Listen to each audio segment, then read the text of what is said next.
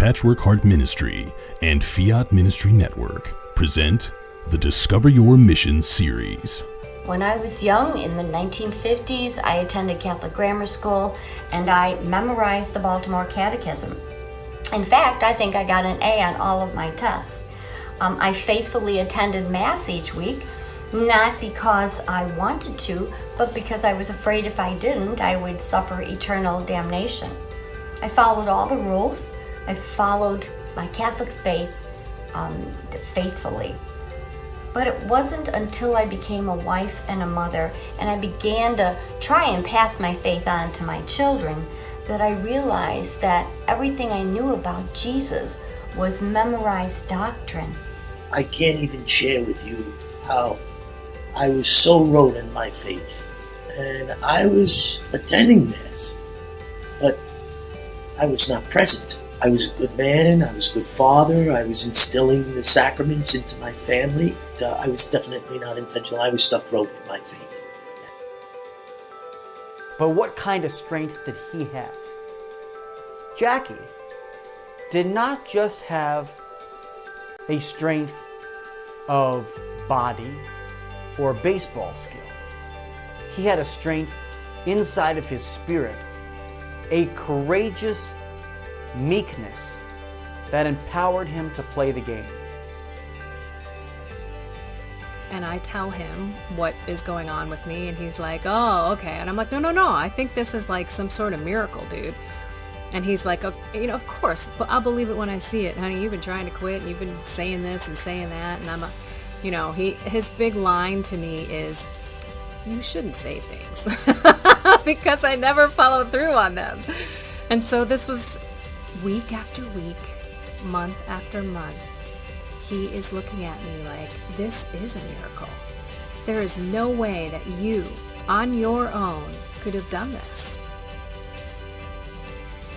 In 1 Corinthians chapter 10, verses 16 through 21, St. Paul compares the sacrifice of the Christians to the sacrifice of Israel and then to the sacrifice of the pagans.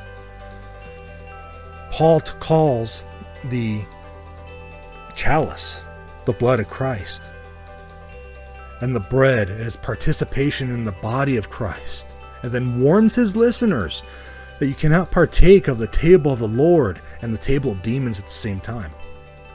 So in other words, you need to decide, what are you going to participate in? Are you going to participate in the historic Christian idea of the altar of sacrifice, which is in the Eucharist, or not?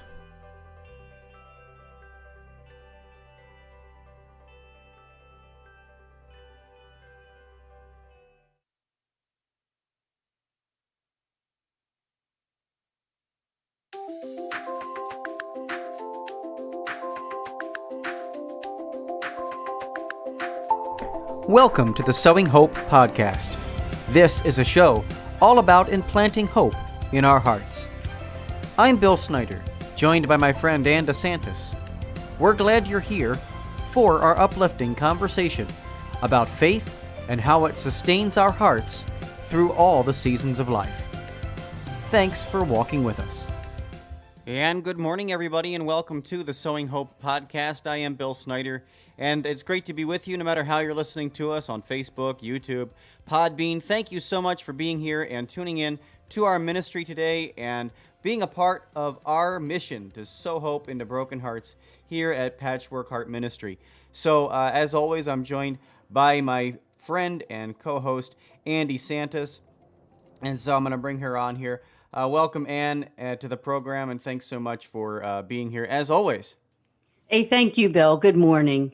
Excited about this show. Yes, it is. It is a good morning, as always. Is it always sunny in Philadelphia today? Pretty much. September 1st, hey. There you go. I know, it's September 1st. Headed toward fall. Hard to believe that. Well, hey, tell us about who we have as a guest today.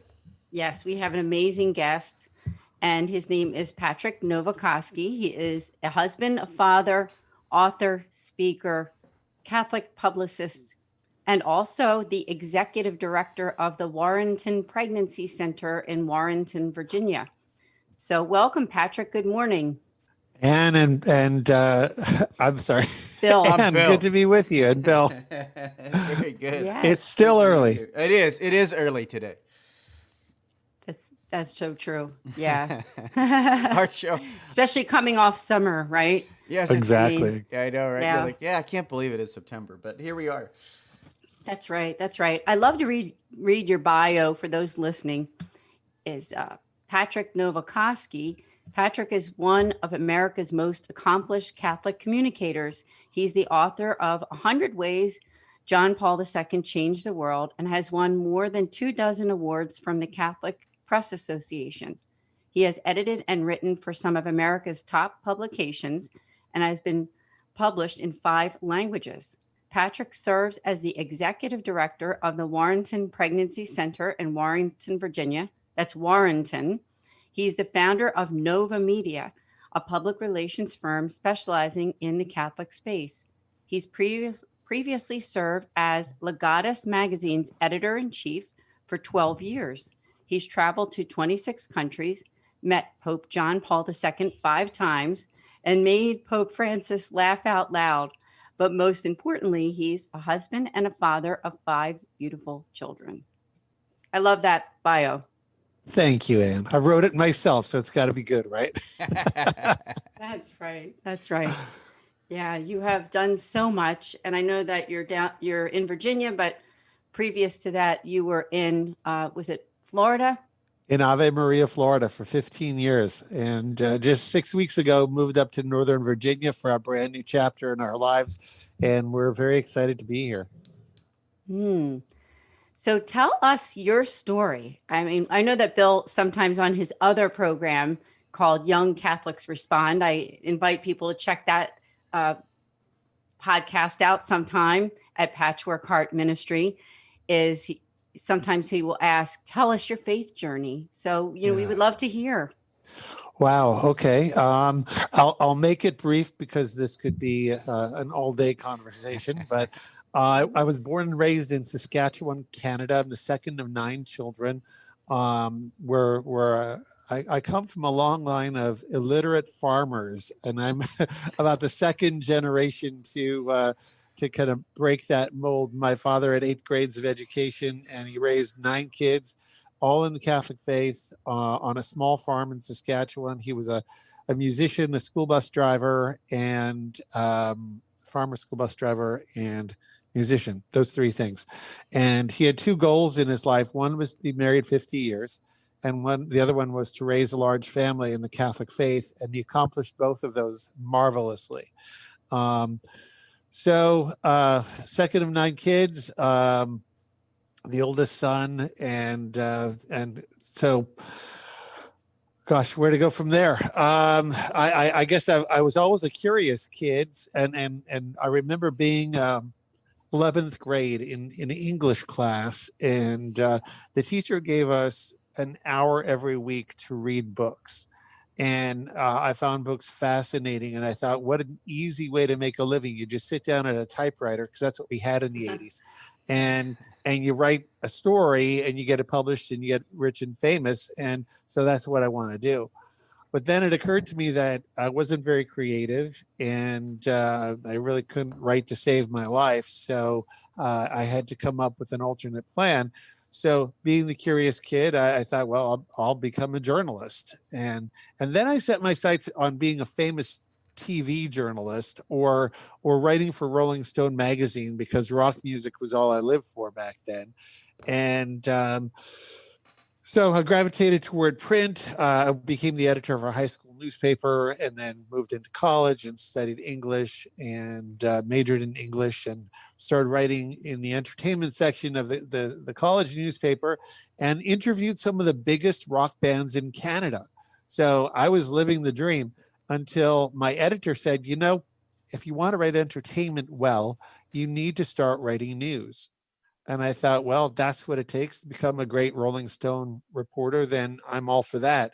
So I started writing news and found it far more compelling than writing entertainment, because, as I got older, I started to realize that I had a lot more going on upstairs than most of these rock musicians that I was interviewing, and I wasn't learning anything from them. And every time I wrote a story that I learned something new, that was a good day for me. So I moved into news. I studied broadcast journalism, but my talent seemed to lie in print, in writing stories. So my first job out of college was for a regional Catholic newspaper, and also at the same time being a publicist for an archdiocese, and that went very well. It went very, very well. And then I started to get more excited about my faith. Uh, when I was in high school, John Paul II came to Canada for the first time. And to date, he's the only pope to ever visit Canada. He came back for World Youth Day in 2002. Was it 2002? But I had this profound dream of John Paul II visiting my house while he was in Canada. I was 16 years old, and that dream stuck with me. But then as I grew into my late 20s, I had the chance to go to Southern California to work for a Catholic magazine there called You Magazine. And it was Veritas before that. And that was kind of my entree into the United States, into kind of a deeper dive into my faith. Found a great Catholic community in Southern California. And then one day that I got a fax, because that's how we communicated in the 90s. And the fax said that the National Shrine of Divine Mercy in Stockbridge and the Marian Helper Center was looking for an associate editor of their magazine called Marian Helper, and someone to do publicity for the shrine. I read the job description, and it was like they had written it exactly for me. So I applied, and honestly, I didn't apply wholeheartedly. I applied half-heartedly, and they hired me on the spot. They flew me out to Massachusetts for an interview, and they'd been looking for 6 months, but I guess I was the guy that they were looking for. And so moved from California to Massachusetts, worked for the shrine for 5 years. And that was a great formation because, well, I think the biggest thing that happened to me there started 2 months into my tenure when I won a trip to Cancun. Now, why that was important? When I won the trip, I thought, I have no desire to go sit on a beach in Cancun by myself. I'd rather go to Rome. So I called the travel agent and I said, "Can I change my ticket to a trip to Rome?" And they said, "Sure, why not? Absolutely, go for it." So when my boss found out that I was going to Rome, he said, "Well, you might as well stay in Rome and do some work for us there and stay at our house." The Marian Fathers, the Marians of the Immaculate Conception, their generalate is in Rome, but they have priests all through Eastern Europe. And John Paul, this is in 1997, by the way. John Paul II had said to the Marians, "I want you to lead the re-evangelization of Eastern Europe." And no small task, of course. But my job was writing for their magazine, the Marian Helper magazine, and telling the stories of these priests and brothers who had endured through the communist era and had persevered and continued to nurture the faith in countries like Lithuania, Ukraine, Slovakia, Czech Republic, Poland. So my travels took me through those countries, and along the way, while I was in Rome, my boss also said to me, "Would you like to meet the Pope?" And I said, "Well, yes. Do you need to ask? If there's a list, just put me on that list." And they put me on the list. October 1st, 1997, I met John Paul II for the first time. The Marians had a very deep and long connection with Karol Wojtyła even before he was John Paul II. At the time, their superior general, Adam Buniecki, had been a professor at the Catholic University of Lublin when John Paul Karol Wojtyła was a professor there as well. So they had these deep connections to John Paul II. And so I was very blessed to be part of a small group that got to go to Mass in his private chapel and then greet him afterwards. I was also the webmaster of Marian.org. So when I met him for the first time, I had printed out these pages from Marian.org about Divine Mercy and his encyclical Divas in Misericordia about Divine Mercy, and then Blessed Faustina, and I presented it to him. I actually stood beside him for a full 60 seconds or so and explained what I was showing him, and he listened to me. And very humbling moment, because here's the vicar of Christ, the man that I admired most in the world, and probably the most influential pope in 1,000 years. And I'm standing beside him, and I'm just a farm kid from Saskatchewan, and he's listening to me. It was really overwhelming. But interestingly, when he walked in the room after Mass to greet us, there were Polish seminarians were most of the group, but there were about 30 of us. All of my anxiety just left in that split second he walked in the room, and it was like I was standing there talking to my father. It was that easy. So that was the first time I met John Paul II, and so my stories for the Marian Helper magazine were very successful. A lot of people donated to the cause and helped the Marians in their novitiate in Poland and the education of their seminarians through Eastern Europe, and so they sent me back again the following year. And over the course of 5 years, I met John Paul II 4 times through the Marians. And then I met my wife. She was teaching at a small school in Ann Arbor. And I remember one time, it was probably in 98 or so, when I saw John Paul II in Rome. And during his weekly Wednesday audience, he would bless the sick people who would come to his audience. They'd come individually after the audience and come past him, and he would bless them, followed by this whole flock of newlyweds, the sposi novelli, they say in Italian. And he would bless each of the couples as well. And I remember thinking to myself, I want that. I desire that. If I ever meet her, the one, then I would love to come back to Rome and get blessed by John Paul II. And so when I met Michelle, she had a few friends that had gotten married and found the love of their lives and gone to Rome for their honeymoon. And she also knew that I had met John Paul II. So before I could even bring it up, she said to me one day, wouldn't it be great if we got married and went to Rome and got blessed by the Pope? And I said, yes, it would. Yes, it would. And indeed we did. So 11 days after we got married, it was April 17th, 2002, we knelt in front of John Paul II and he blessed us. And that was the last time I saw him. And 3 years later, he died. So wow. profound effect on my life. And then I know you're going to ask this, so I'll just lead into it because this is the perfect entree. About a year and a half ago, I realized that his 100th birthday was coming up in May of 2020. So I had been giving a talk for probably 3 years on John Paul II, how I met him, his influence on the world. And I had put together this top 10 list, like a David Letterman style list of the top 10 ways John Paul II changed the world. And I thought, well, this would make a neat book, my story of meeting the Pope and his influence on the world. But when I pitched it to Catholic publishers, they were like, your story is very interesting, but I'm not sure it's going to sell a lot of books. But then a year and a half ago, I realized his birthday is coming up. And I thought, well, let's put together a 100 ways he changed the world to celebrate his 100th birthday. And our Sunday Visitor was gracious enough to publish it. And the Kindle version is out now. And the paperback version is coming out exactly 1 month from today, October 1st. Wow, that's awesome. That's my story. I was waiting for you guys to jump in. I just kept going. I hope that's we're okay. riveted. No, Totally riveted. I mean, it's so great to hear. I love your story, and your story's not over. yeah, it's not over, not at all. It's continuing to develop, right? Absolutely. And I know, especially right now, because you are now the executive director for the Warrenton Pregnancy Center.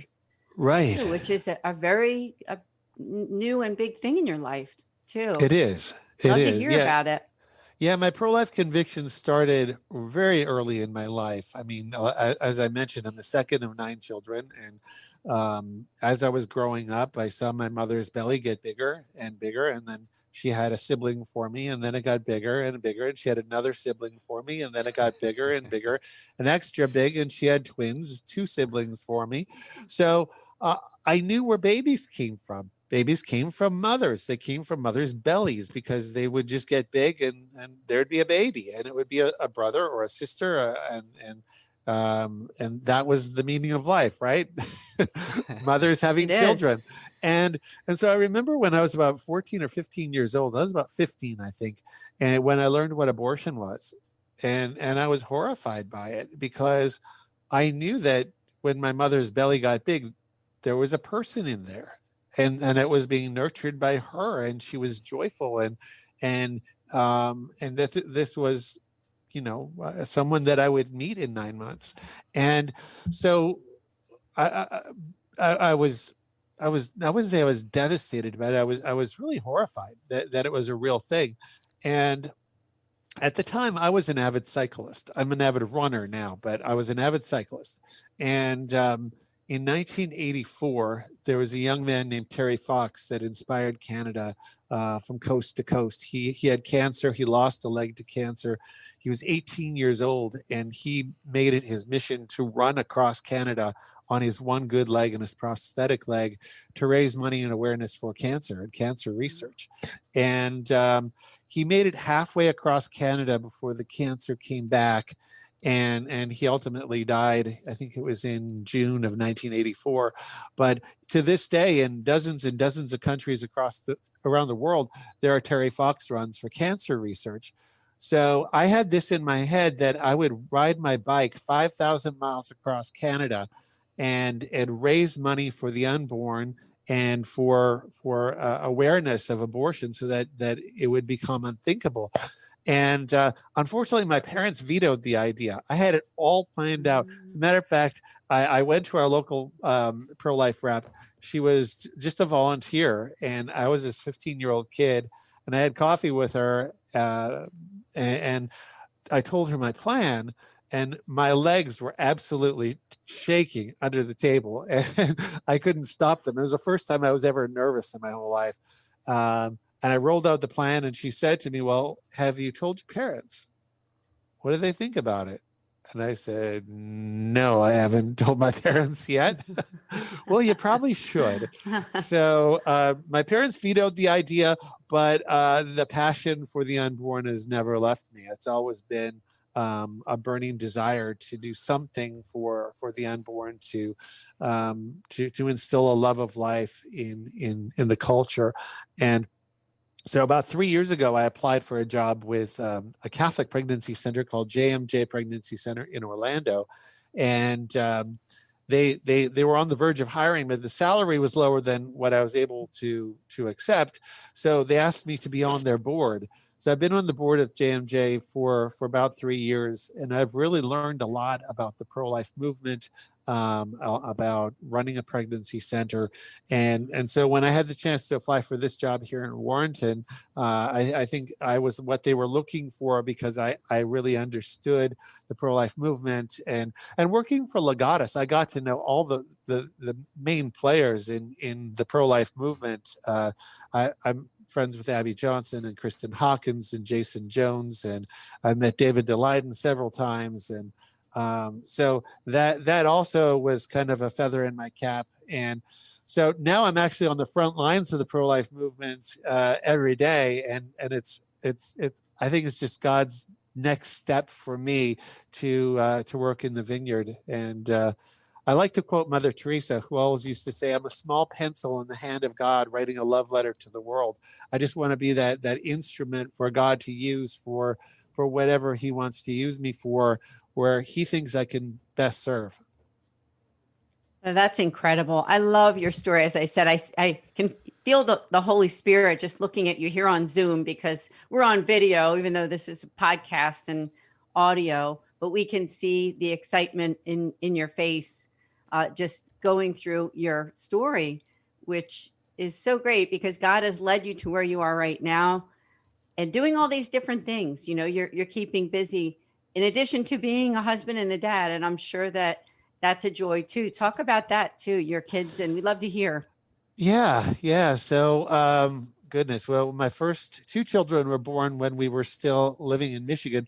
I met my wife. She was working for Spiritus Sanctus Academy in Ann Arbor, Michigan, with Mother Assumpta and her sisters, and she was teaching kindergarten.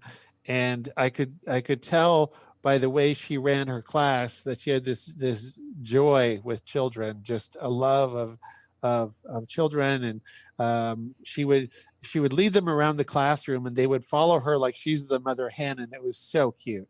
So when we got married, the first thing that we actually wanted to wait for a while to finish the school year and then start our family. And then I remember one day we got married at Christ the King Parish in Ann Arbor, and they were doing the youth ministry, the children's ministry, and these little kids would be led out to have their own little special liturgy for children, and they were so joyful. And I said, I remember looking at her and saying, "What are we waiting for? Let's just start a family and let God do whatever He's going to do." Of course, we were practicing natural family planning, but we just decided to let God do what He's going to do. We were naive enough to think that when we wanted to start a family, then it was just going to happen. It's not all up to us. That's one of the things I learned real quick. But our first son was born 17 years ago, and his name is Jonathan. He's now a high school graduate. He graduated a year early, and he's starting online classes. Matter of fact, yesterday, I think he started his first class. He's going into cybersecurity. So oh my goodness. Awesome. Yeah. And now that we're in the DC metro area, the jobs for him are just, they're very available. So we're excited for him. He's, I'm 6'2", and he outgrew me a few years ago. He's on his way to 6.5 feet tall, and quite the wonder child. So my daughter Jenna was born 2 years later. She has her mother's joy for small children, and I think she's probably going to look at education as a career. When we lived in Ave Maria, she was the number one babysitter. Was in high demand because she just loved small children. And like me, she's an avid runner. So she's joined the cross country team. She hasn't run marathons yet like I have, but I think that's in her future as well. So my son, Steven, was born in Florida, and he just turned 13. He's type 1 diabetic, which is another interesting part of our story. 6 years ago, he was diagnosed with type 1 diabetes, and that's been quite a journey. So the last two marathons I ran were in New York City. I ran the New York City Marathon in 2018 and 2019, and I raised money for diabetes research because I really think that there's great potential for a cure, or at least some better ways of helping particularly young people deal with type 1 diabetes. So my youngest two, Peter and Daniel, are 8 and 6 respectively, and they're two peas in a pod. We're so happy that God blessed us with those two little ones, and they've really been a great blessing to us. So awesome. Yeah, it really is. Thank you. Say hi to your family too. Yeah, I sure will. I'm sure that at some point they're going to listen.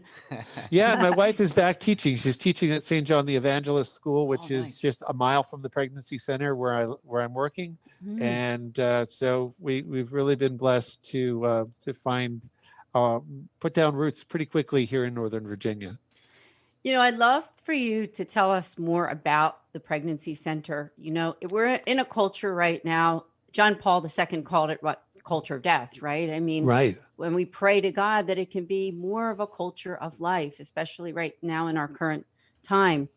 Wondered if you could speak about that, because there's some people who are kind of on the borderline between really accepting that pro-life position and maybe make some excuses as to why it's okay to just kind of dismiss it. I wondered if you had anything to say about that.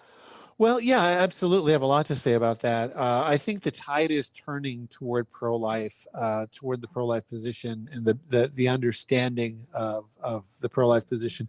Unfortunately, the mass media, the news media, is not in our camp. And I think if the news media would just tell the truth about when human life begins and the sanctity of human life, that the battle would be over.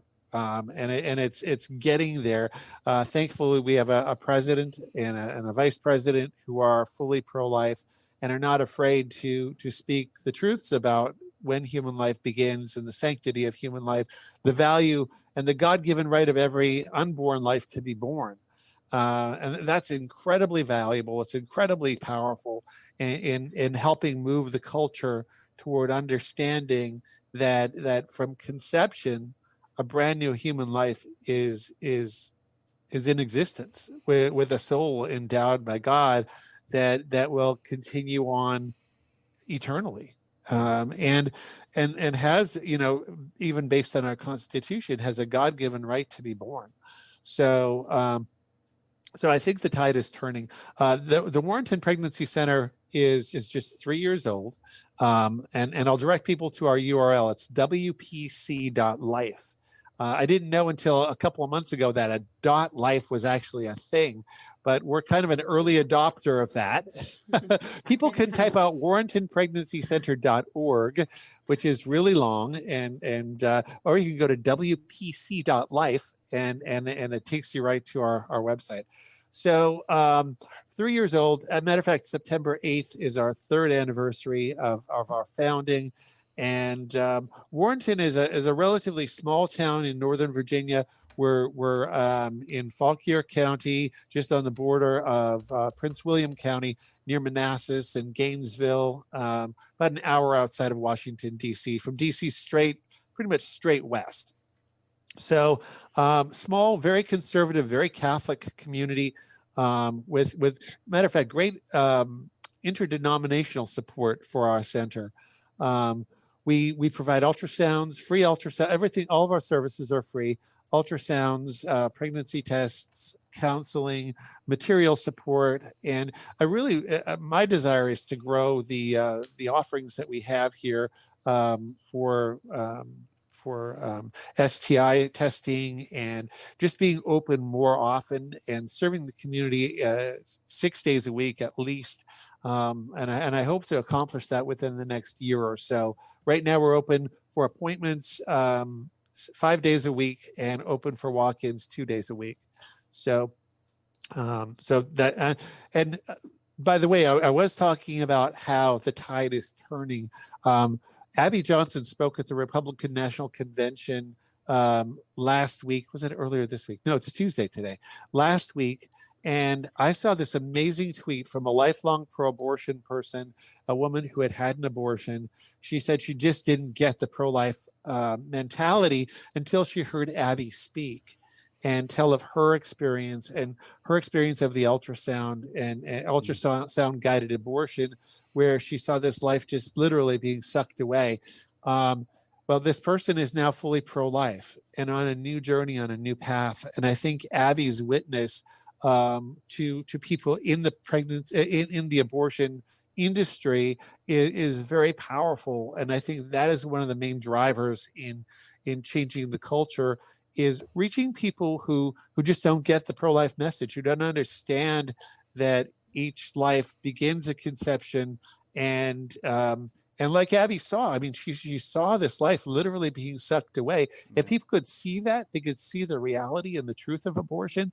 And it doesn't have to be graphic, but just to picture it in their minds that this unborn child in the womb is actually alive and it's human. And it's not a potential life, it is a life.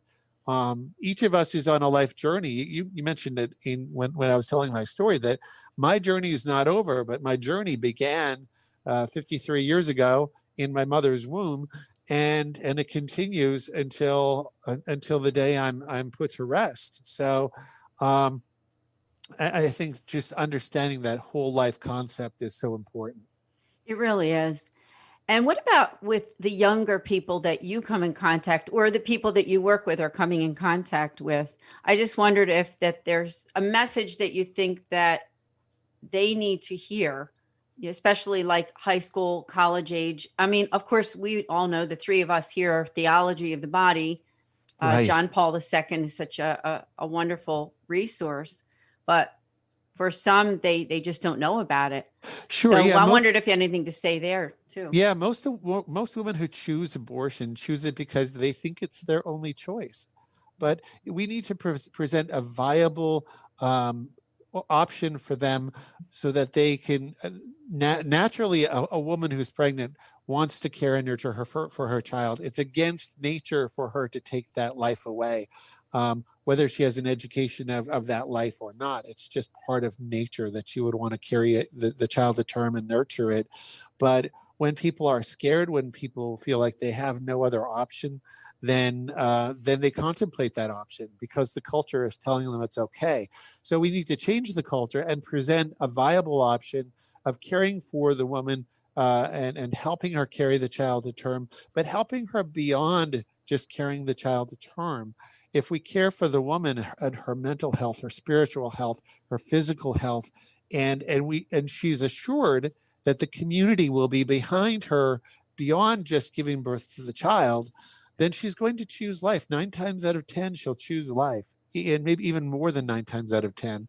Yeah. So carrying that message to high school girls, to college girls, to girls in situations where they have no family support for life, if they know we're here for them, I'm convinced that most of them will choose life. Yeah, I really agree with you, Patrick, and I think that it is about the education, it is about providing, right? And that's a beautiful thing at a pregnancy center. All the different things that you provide and provide for free to women, ultrasounds and things like that are and pregnancy tests and all these different services that you provide at a pregnancy center really help them to guide and make that choice for life because they have the support, and I think that we just have to be able to support young women, as you said, support them and help them along this journey while they're pregnant, so that they can bring into the world and be a mother. As you said, it's like their nature. This is their nature, and it goes against every thing in their nature to say, "Oh, I'm just going to get rid of this." No. And the circumstances that are surrounding that, whatever they may be, are not ours to judge. They're not ours to judge.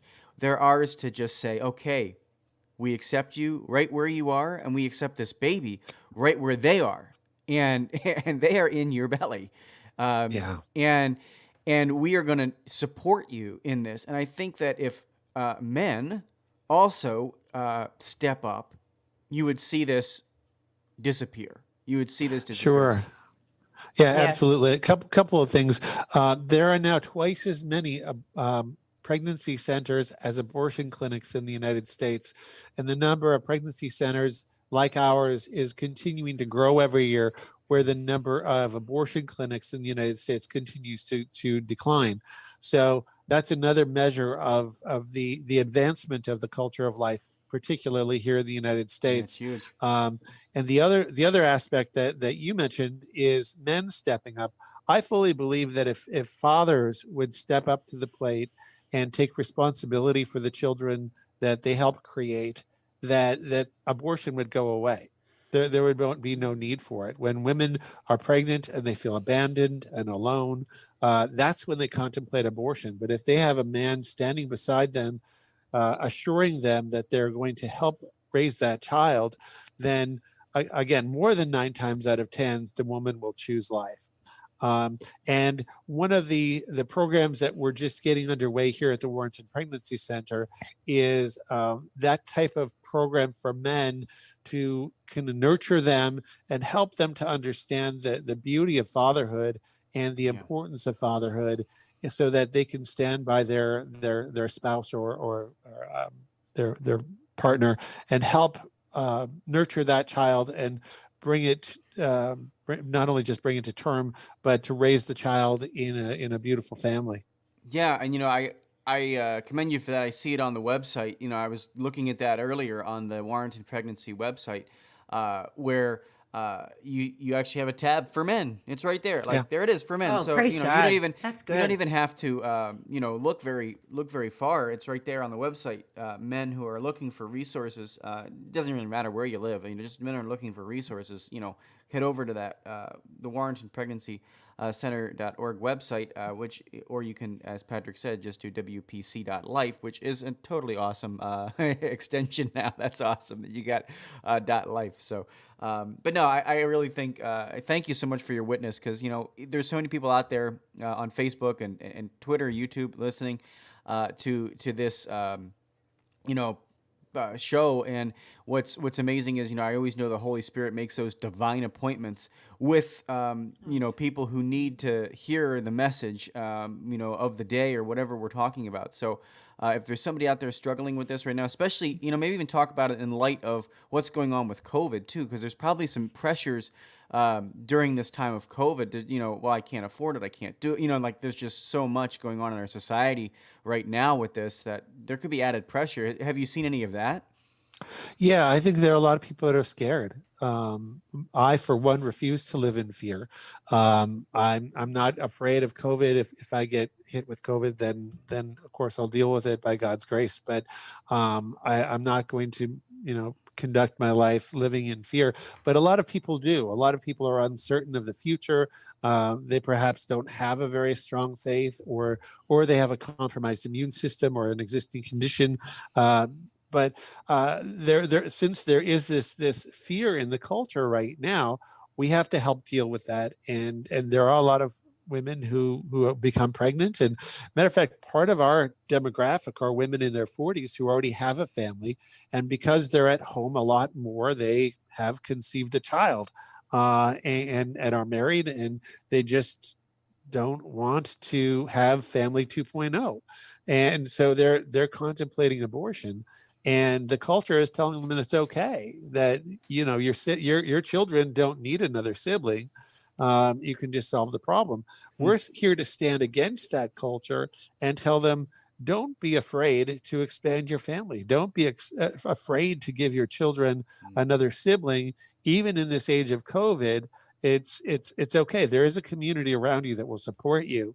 And we need to continue to bring this message of life to women and to men and to the broader culture, to let them know that life is beautiful. And as President Trump says regularly, every child is a gift from God.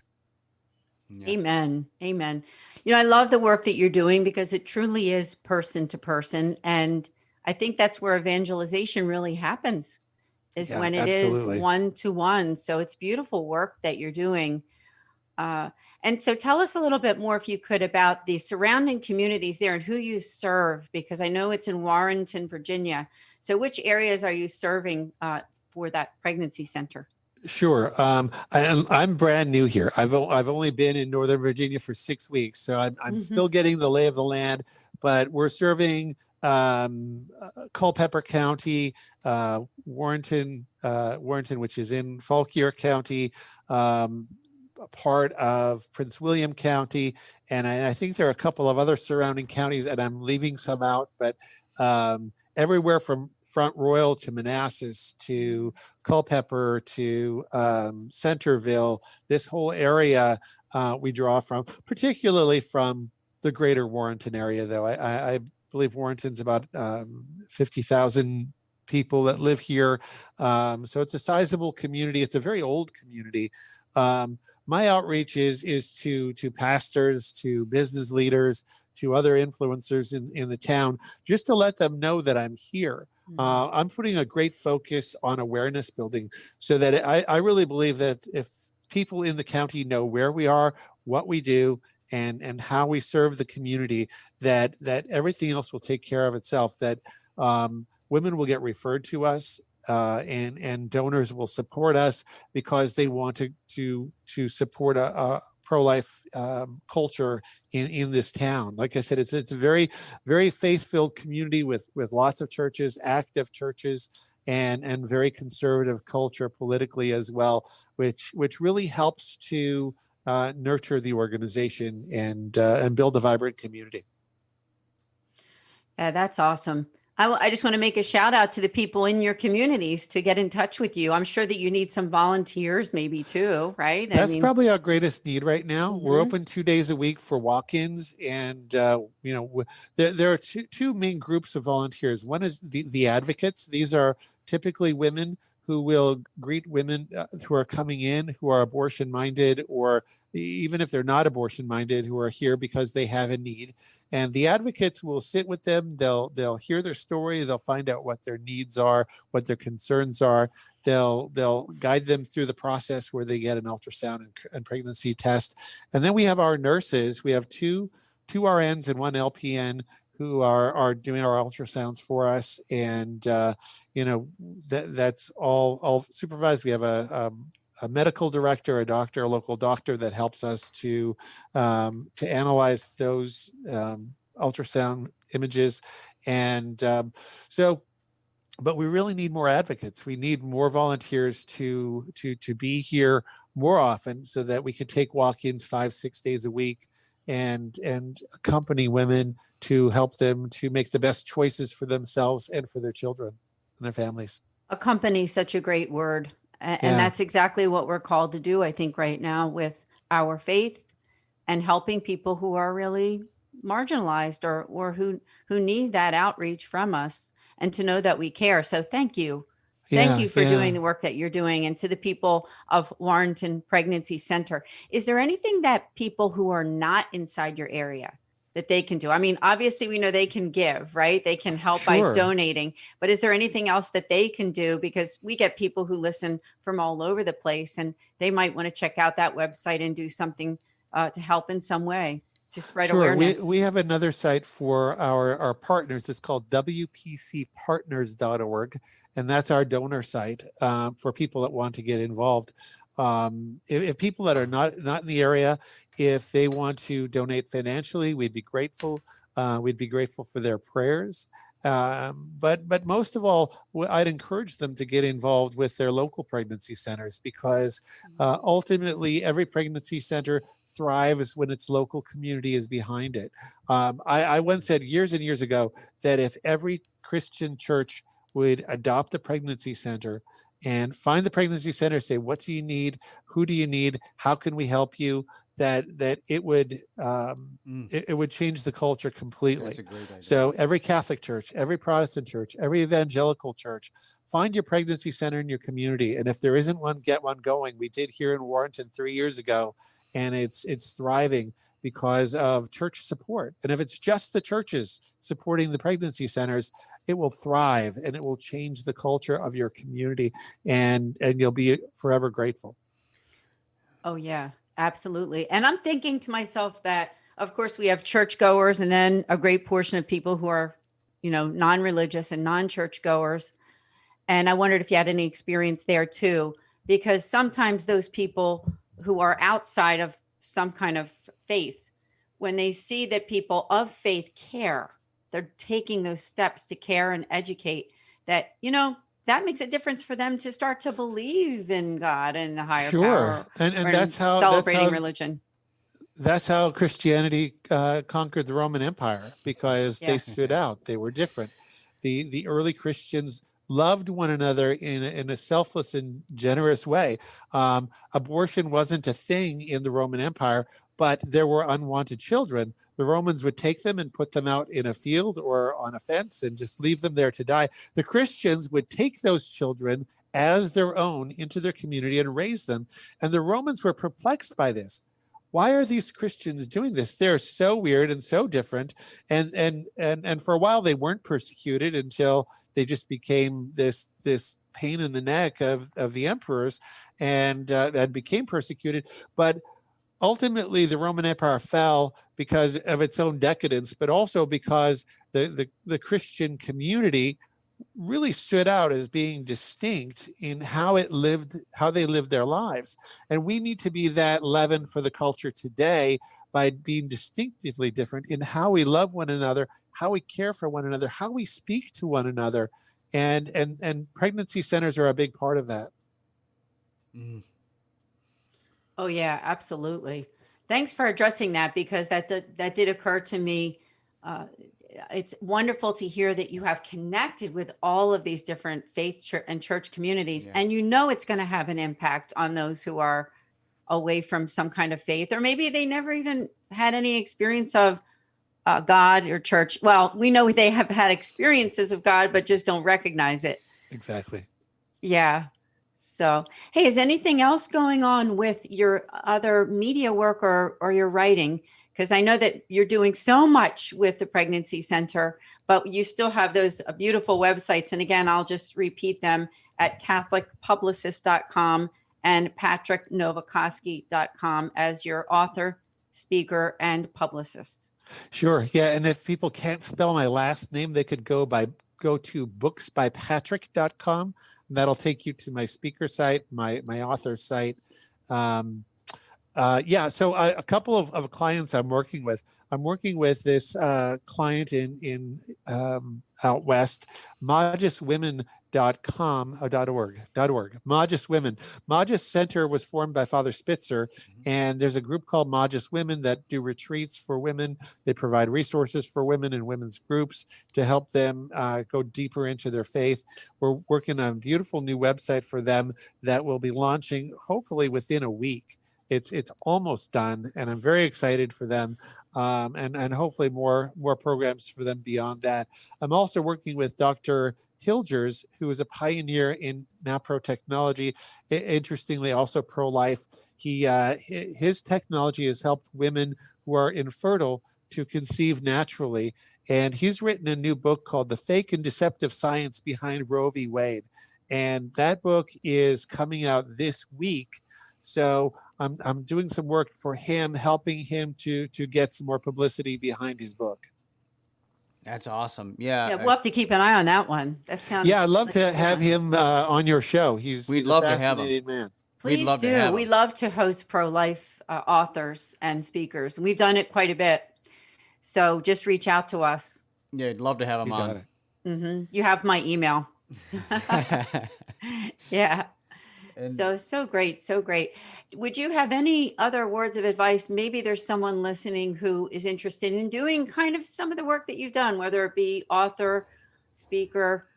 You've learned so much along the way. Maybe there's a younger person thinking, wow, I admire his work. How would I get involved in some of the things that he does?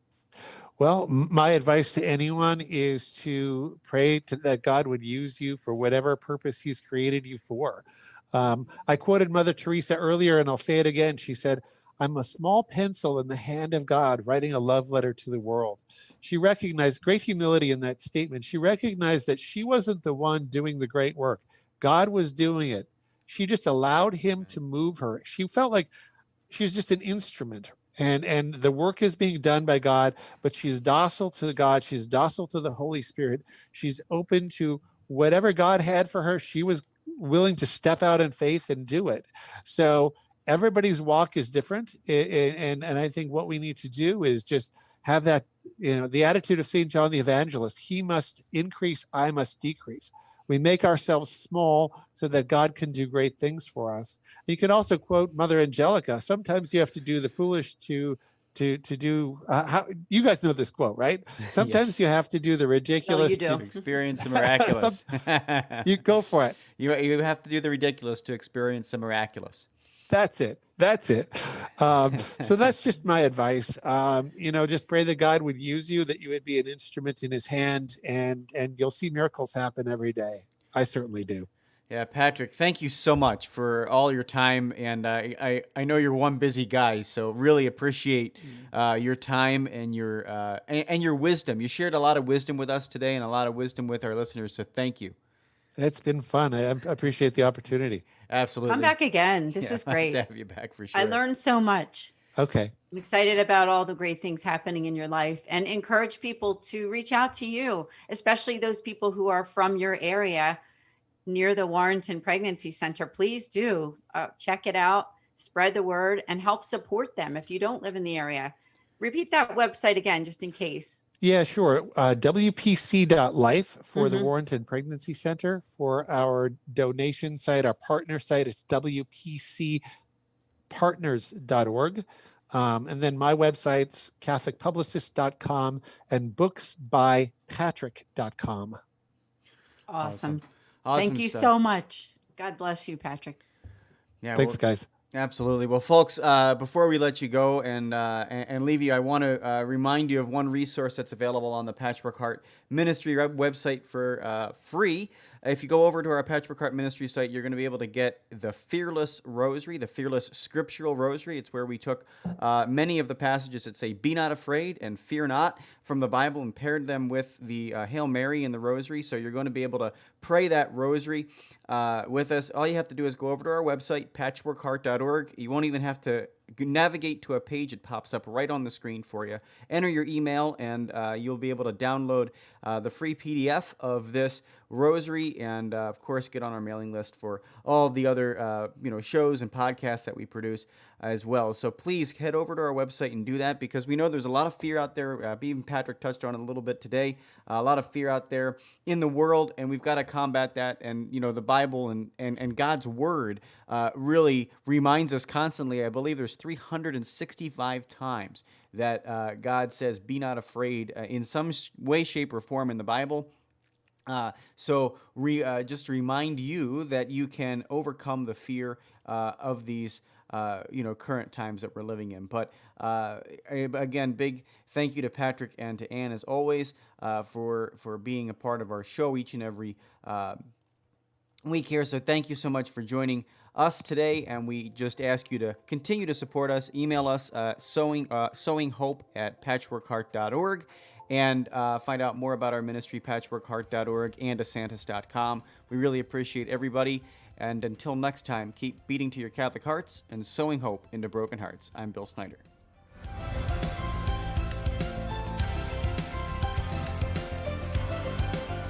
Thanks for listening to this episode of Sowing Hope on Patchwork Heart Radio. For more information about this podcast and our ministries, visit our websites, patchworkheart.org and andesantis.com. You can also follow and interact with us on Twitter at PWH Ministry or AndySantis2.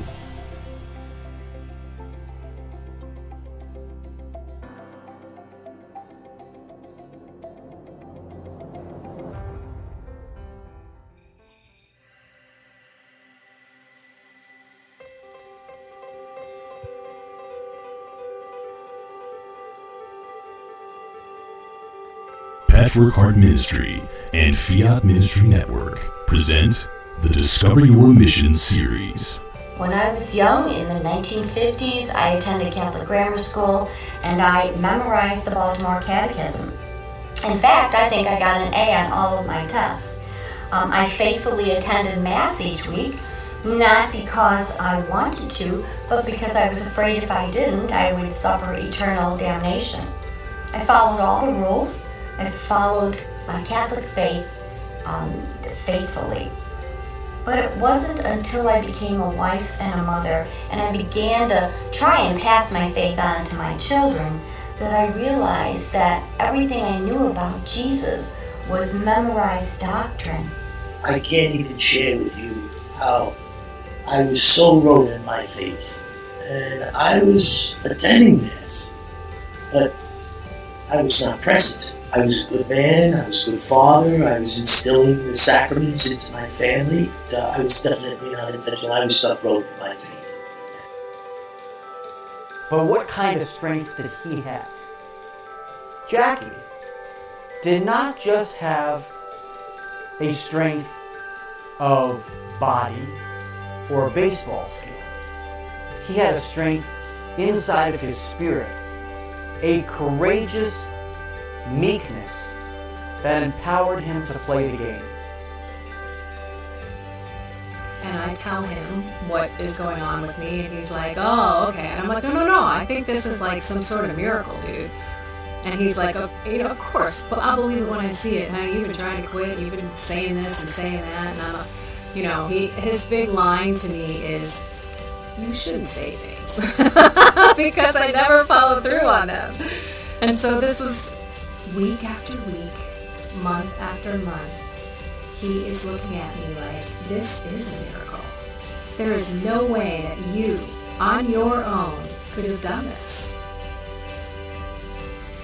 In 1 Corinthians chapter 10, verses 16 through 21, St. Paul compares the sacrifice of the Christians to the sacrifice of Israel and then to the sacrifice of the pagans.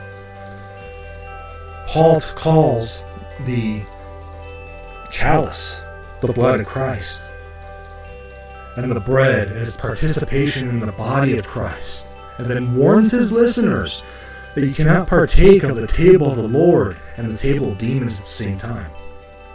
So in other words, you need to decide, what are you going to participate in?